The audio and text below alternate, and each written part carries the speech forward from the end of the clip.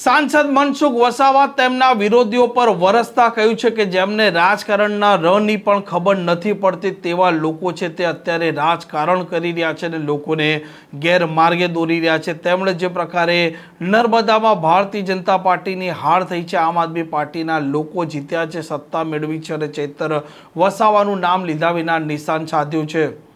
વૈષ્ણવજન તો તેને કહીએ જે પીડ પરાઈ જાનાને રે। નમસ્કાર, આપ જોઈ રહ્યા છો નવજીવન ન્યૂઝ અને હું છું આપની સાથે તોફિક ગાંચી। નર્મદામાં જે પ્રકારે અત્યારે રાજકીય લડાઈ છે તે ચરમસીમા પર પહોંચી રહી છે અને તેનું કારણ છે કે ભારતીય જનતા પાર્ટી પાસે જે સત્તા હતી જિલ્લા પંચાયત અને તાલુકા પંચાયતની, તેમાંથી આ તાલુકા પંચાયતની સત્તા ઘણી ખરી આમ આદમી પાર્ટીએ કબજે કરી છે અને જિલ્લા પંચાયત પણ કબજે કરી છે અને ત્યાર પછી મનસુખ વસાવા તેમના જિલ્લા પ્રમુખ અને મહામંત્રી છે તેમના પર વરસતા કહી ચૂક્યા છે કે એસી ચેમ્બરના બહાર ન નીકળ્યા ચૈતર વસાવાના જૂઠાણાનો પડદા ફાશ ન કરો તે કારણસર આદિવાસી લોકો છે તે ગેરમાર્ગે દોરાયા અને તે કારણસર સત્તા ગઈ અને આ વખતે ફરી તેમણે નિશાન સાધ્યું છે વિરોધીઓ પર અને તેમણે કહ્યું છે કે રાજકારણના ની પણ જેમને ખબર નથી પડતી તે અત્યારે રાજકારણ કરી રહ્યા છે અને માનવામાં આવી રહ્યું છે કે તેમણે ચૈતર વસાવાને આડે હાથે લીધા છે। સુગર ફેક્ટરી આજે કાર્યરત ધમધમે છે। એક સમય એવો હતો કે લોકોએ આશા છોડી મૂકી હતી કે સુગર ફેક્ટરી નહીં ચાલુ થાય, પરંતુ ભારતીય જનતા પાર્ટીના શાસનમાં હું પણ મંત્રી હતો, આપસોના સાથ સહકારથી રાજ્ય સભામાં ચૂંટાયો હતો। લોકોને વચન આપ્યું હતું કે અમે ચૂંટાયા પછી ભાજપ સરકાર બન્યા પછી આ સુગર ફેક્ટરી ચાલુ કરીશું। કેશુભાઈની સરકારમાં ગણતરીના સમયની અંદર, મહિનાની અંદર આ સુગર ફેક્ટરી ચાલુ કરી આ ધમધમે છે। આજે સફળ ચેરમેન તરીકે ઘનશ્યામભાઈ સુંદર પ્રકારનું કામ કરી રહ્યા છે। આજે આ દેખાતું નથી જે ટીકા ટિપ્પણી કરનારા લોકો છે, આજકાલના આવેલા રાજકારણનો ની ખબર નથી, રાજકારણનો ખબર નથી એવા લોકો ટીકા ટિપ્પણી કે ભાજપ શું કર્યું, ભાજપ શું કરેલા, ભાજપે શું કર્યું એટલે તમને ખબર ના પડે। હજુ તમને ખ્યાલ નથી કે એક સમય કેવો હતો, કેવા સંજોગોમાં જે વિકાસના કામો કર્યા છે એ ઐતિહાસિક કામો કર્યા છે। મેં જે ગણાવ્યા એ પ્રકારે આવા લોકોને જવાબ આપો। દૂધધાર કેટલાક લોકો સુગર ફેક્ટરીમાં નોકરી કરે, પાછા સુગર ફેક્ટરીની સરકારની ટીકા ટિપ્પણી કરે, સોશિયલ મીડિયામાં તો એવું લખે જાણે ભાજપ આને કઈ કામ નથી કર્યું। એવા લોકોને પણ જવાબ આપવો પડે ભાઈ। આપણે બધા જ લોકો, આદિવાસી સમાજના લોકો બિરસા મુંડા જિંદાબાદ, બિરસા મુંડા જિંદાબાદ કહીએ છે ને। આ પેલા વિરોધ પક્ષો વધારે બૂમ પાડે છે, બિરસા મુંડા કોણ છે તેમને ખબર નથી। એટલું એમને ખબર છે કે બિરસા મુંડા આદિવાસી હતા, આદિવાસીઓના નેતા હતા અને ઝારખંડમાં થઈ ગયા, પણ બિરસા મુંડા અંગ્રેજોની સામે લડાઈ લડી, આપણો દેશ ગુલામ હતો, અંગ્રેજોની સામે તીર કામઠાથી એ લડ્યા છે, ભીલ સેના તૈયાર કરી છે તીર કામઠા વાળી, ને તીર કામઠાની સેનાએ અંગ્રેજોને હરાવ્યા છે, પાછા પાડ્યા છે। આ બિરસા મુંડાનું નેતૃત્વ હતું। આજનો યુવાન 24 વર્ષે તીર કામઠાના બદલે બોટલ લઈને ફરે છે, બોટલ લઈને ફરે છે। એ કઈ દિશા તરફ જઈ રહ્યો છે? તો બિરસા મુંડાએ એ વખતે શું કહ્યું? હું તો બિરસા મુંડાની જન્મભૂમિમાં અને કર્મભૂમિમાં પણ હું ગયો છે, સરકારી સમિતિમાં ગયા છે એમના ફરવા માટે।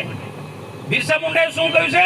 અંગ્રેજોની સામે લડાઈ લડતા આ વસ્તુ બધા લોકોએ યાદ રાખવાની છે, મગજમાં ફિટ કરવાની છે અને બીજા લોકોને પણ વાત કરવાની, જે ખોટી વાતો ભરમાવે છે એને પણ કહેવાનું છે। બિરસા મુંડાએ આ દેશ ગુલામ હતો ત્યારે શું કહ્યું છે? આદિવાસી સમાજે આગળ આવવું હોય, પ્રગતિ કરવી હોય, દેશ આઝાદ થશે અને દેશના વિકાસ સાથે આદિવાસી સમાજે પણ વિકાસ કરવો હશે તો શું કહ્યું છે? આદિવાસી સમાજની અંદર કેટલીક અંધશ્રદ્ધાઓ છે, અંધશ્રદ્ધાઓ ધીરે ધીરે આપણે માસ્ટર દૂર થતી ગઈ છે, પણ કેટલાક કુરિવાજો છે એ પણ આપણે બંધ કરવા પડશે। બીજી શું વાત કરી છે? એ કદાચ મારી વાત કોઈને ના ગમે, સુરેશભાઈ બોલો પણ ના ગમે, ને કેટલાક આસપાસના કેટલાક મોટા મોટા નેતાઓ છે ને એમને તો ના જ ગમે। હિતેશભાઈ ને તમારા પર આવી બનશે, આ તમને ટાર્ગેટ બનાવશે, હિંમત રાખજો રસિક। આવા લોકો રાક્ષસોની સામે લડવા માટે રામે 14 વર્ષ વનમાં કેટલી ટીકા ટિપ્પણી થઈ છે રામની, કૃષ્ણની હો, પણ સત્યની લડાઈ આપણે લડી રહ્યા, કોઈ ખોટી લડાઈ નથી રહ્યા।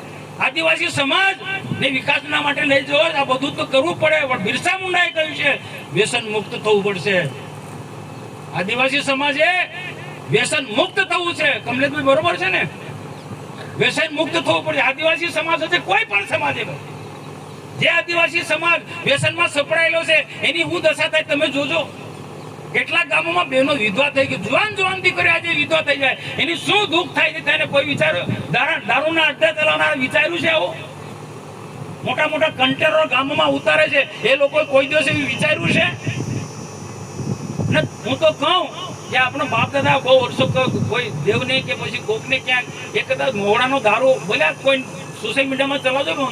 મનસુખભાઈ એવું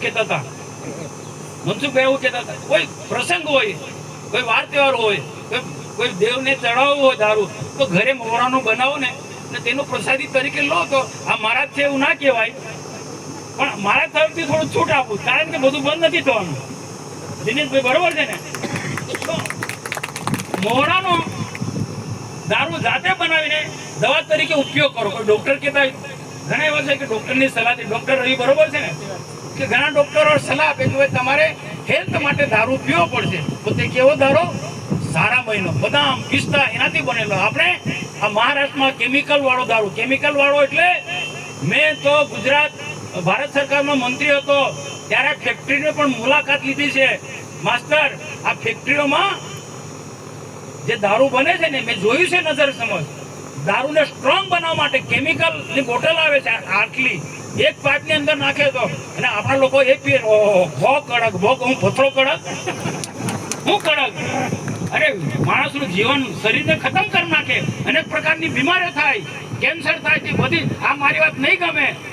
આ લોકો કોઈ કે મેં ઇંગ્લિશ દારૂ પીએ, ઇંગ્લિશ દારૂ ને ઇંગ્લિશ દારૂના વેપારીઓ તો કરોડોપતિ થાય, લાખોપતિ થઈ જાય. એની પાસે રાતોરાત કરોડો રૂપિયા, લાખો રૂપિયા આવી જાય. કે રીતના ભાઈ?